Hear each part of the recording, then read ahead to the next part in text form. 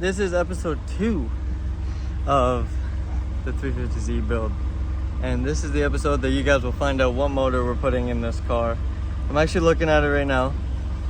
A little sneak peek. I'm about to grab it from the shop, like from the employee shop. Me and Sean went down to Lee's and pulled this out of a truck actually. So I'm probably gonna throw in a quick time lapse of when we pulled it out of the car, just so you guys can see that.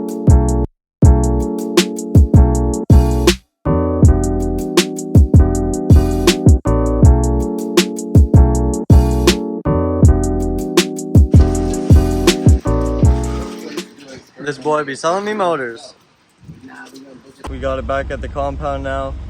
I'm just about to bring it into the shop so I can hook the adapter plate to it and see how it fits inside the car. Look at this. What do we got going on here? We got adapter plate just sitting on there. World's first KA24 swap 350Z, as far as I know. As far as we know. Chris's plan, we need to lift the trans up a little bit, so just hook it to the car above it. Yeah. We officially have a motor attached to the trans inside the car, and it actually lines up really good with everything. It only took him 20 minutes. Yeah, really 20 20 minutes. Drop that down a little bit, see how down we can go. Okay, so obviously we're at Drift HQ. So, with the KA, what do I need with that? Artec manifold, Garrett turbo, wastegate, all that good stuff. Went over to Drift HQ before I was done work. Got all the stuff from the warehouse. So now, we get to go.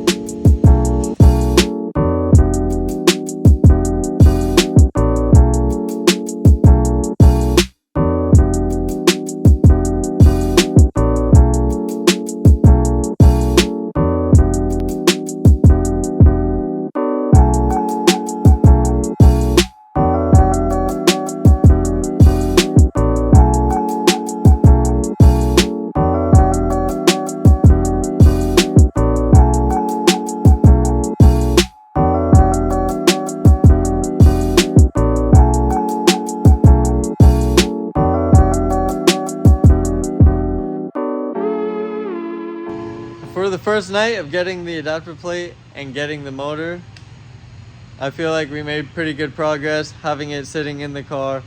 I still need to make motor mounts, but we won't do that until we finalize exactly where we want the motor to sit in this car. But overall, it's turning out good and it's coming together really well. To mount the K to the CD, we are using a LOJ adapter plate.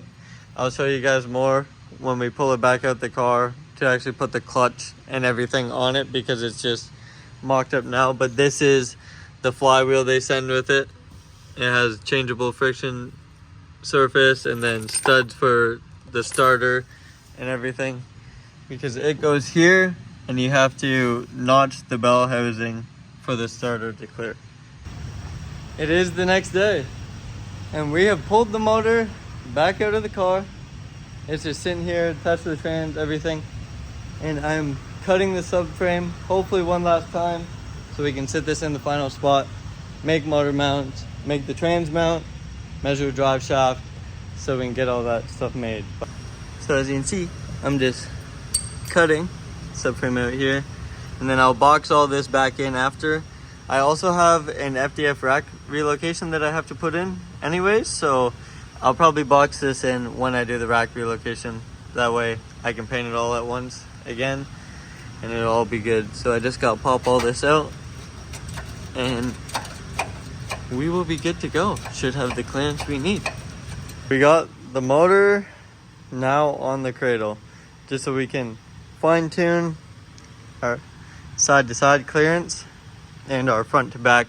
I got the subframe all cut out, and we're trying to figure out the angle that the motor actually has to be on, which we look to be pretty good by how the pan sits. I'll see how the trans is in the tunnel on how it is side to side, but we're looking good and we have good clearance everywhere. Just gonna have to make sure those mounts are solid. Gonna have to cut this away just so it's not so close and gets in the way of dumb things, but it looks real good. So as you guys just saw, on the bandsaw, I was cutting the cross member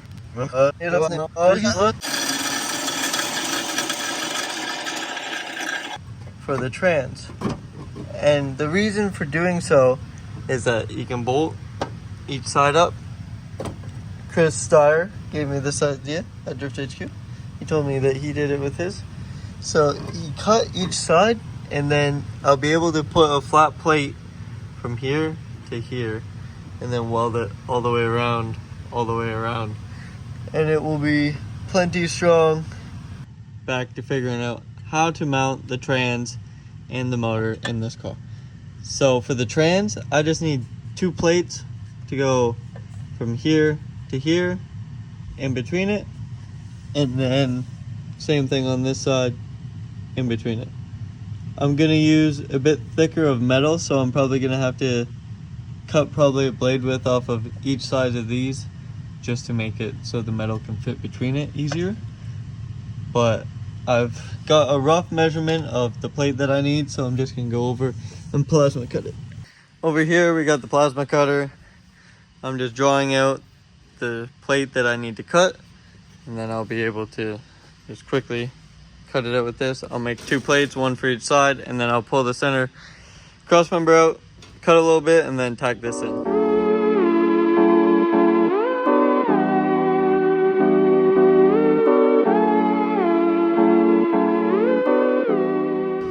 I was just about to hop under and weld the cross member with the plates, and then I realized that Joel welded a full E36 exhaust last night with my MIG welder, and I got no welding wire now. So I moved over to the engine mount side of things, just getting the mounts off the motor, because I'm just gonna do 2 flat plates to pick up the 4 bolts on each side of the engine, and then make plates that bolt to the subframe. So now I have 1 plate here that will bolt to the subframe, and then I will take this mount off, make a plate for the motor, and then be able to take a tube from here to the side of the block to solid mount it to the subframe. With the engine mount off, we are able to now just trace the edge, and then from that we'll be able to get our plate that needs to be made, and then I'll just draw a straight line from there to there. And there I got my straight line on the back. Then that will be the plate that goes onto the block to replace this. So up here I've thrown the cross member just back on real quick, just to see how we are. We got tons of room in here now, which is really good. I went over just to my other motor at the other shop, grabbed the throttle body off of it just to mock it up. For coolant system, we are going to run Dash 16. I went Drift HQ and got some fittings to go onto the radiator and onto the block to just run 16A in lines. It's gonna look cleaner and be way simpler for the coolant lines. I went to Harbor Freight at lunch, got some welding wire, all ready to go. Got this tacked in here, and we now have a transmission holding itself in. So as you can see, it's the same level as where it was factory. It's just moved back this much further. When I pull this out to finish weld it, I'll trim all this so that it looks better than what this looks like. This was just to get it up in there, get it mocked up. And as you can tell, it's Florida, so it's raining out. So I need to get all the work done on the ground as fast as I can, because it's probably gonna start flooding from over here any second now. I have a motor mount, and we have the motor centered between the frame rails. I guess before the motor wasn't exactly centered between the frame rails, so we're gonna have to do some modification to the turbo manifold. Basically, we're gonna have to make a flange to make the turbo pitch towards the engine to get it away from the strut tower. But I have coped and made our first motor mount, which, as you can see, motor mount, that is just a through bolt through the subframe, and then through the plate I made for the side of the block, coped to there, and that will hold the motor from moving anywhere. After about an hour, I've gotten both motor mounts done. So I just have this one tacked in here. As you see, there's a bolt in the middle of this that just goes through in the stock location, and then straight over to stock mount on the side here. And then on this side, also same thing, to a plate, just tacked on there right now. But I should be able to. So now the motor is actually sitting in the car on its own. I just need everybody to know the conditions that I just built my motor mounts in. I've been walking around bare feet, but damn. It is now Sunday. Yesterday we went to Clean Culture down in West Palm. I was working with Colette. We're just testing the Corvette and driving the 350Z because it started raining a lot. So now today, my plan is basically to get all my mounts finalized. So I'll pull them one at a time off the car, just so I don't have to pull the motor. I can pull the motor mount off, take it over to the table, weld it fully, put it back on. The same thing with the other side, then pull the trans mount, trim it all to make it look better.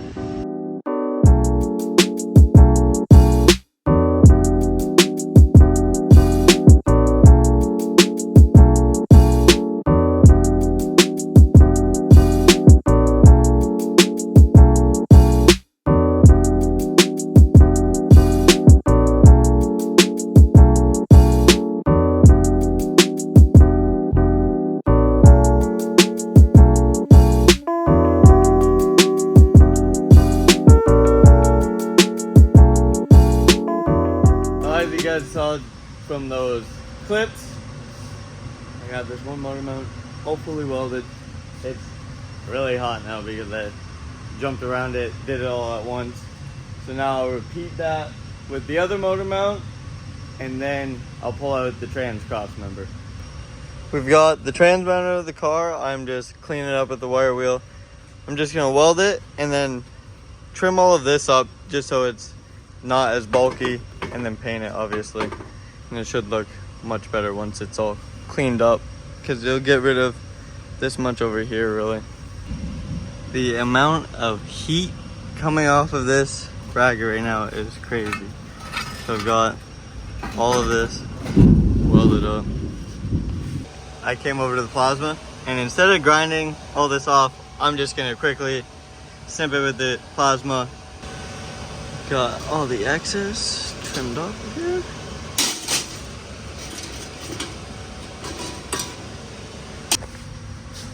We officially have the trans mount done. So that means the motor mounts are done, trans mounts are done. Now I can mess with shifter, see what drive shaft length needs to be. But this is the trans mount, all cleaned up now. Very simple.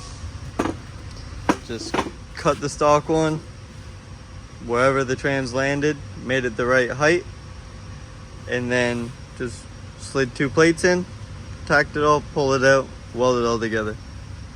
Before we decide what shifter we're gonna put in this car, we're gonna attempt to make the stock shifter work. So to do that, you need to know how far back you move the transmission, which for me was 2 5/8. So I'm going to take 2 5/8 out of this rod and weld it back together. And then I will need to figure out how to take, where is it here? The cage for the shifter, and take 2 5/8 out of this so that you still have the cage and everything. Went over to the bandsaw. Got this cut in 2 pieces.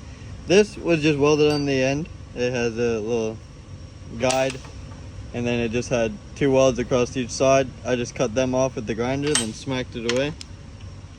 So now I should be able to this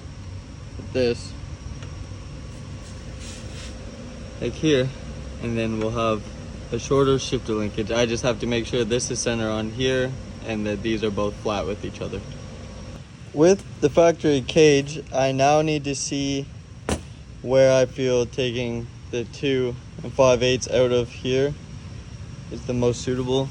And I'm thinking to cut here straight down on this side as well, and then get the 2 5/8 out of here, cut it here, and then it'll allow it to still have the kick up for the proper height of where this is supposed to be at,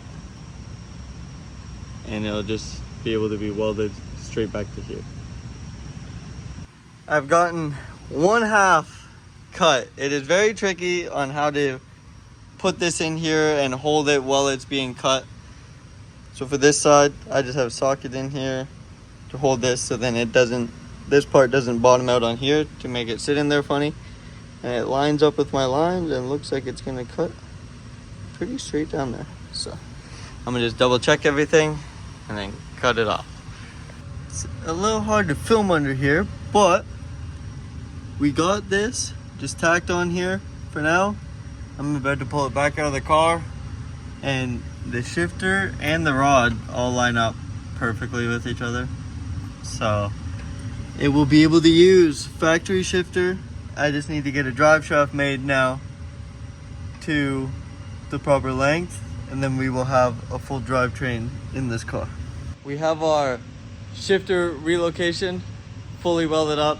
So basically me just chopping down the factory one 2.5 inches shorter, 2 5/8 to match what I chopped the rod down. Now I'm gonna reinstall it on the car. Everything here all bolted up, and as you can see, the shifter and everything is pretty center, and it functions as it should. Reverse. Yep. So we are good to go with the shifter now. So everything is fully mounted. Okay guys, now that everything is fully mounted in the car, that is all we're going to do for this video.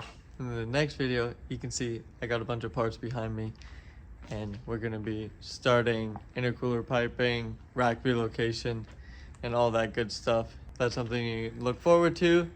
Thanks for watching. Like, comment, and subscribe. I'll see you guys in the next one.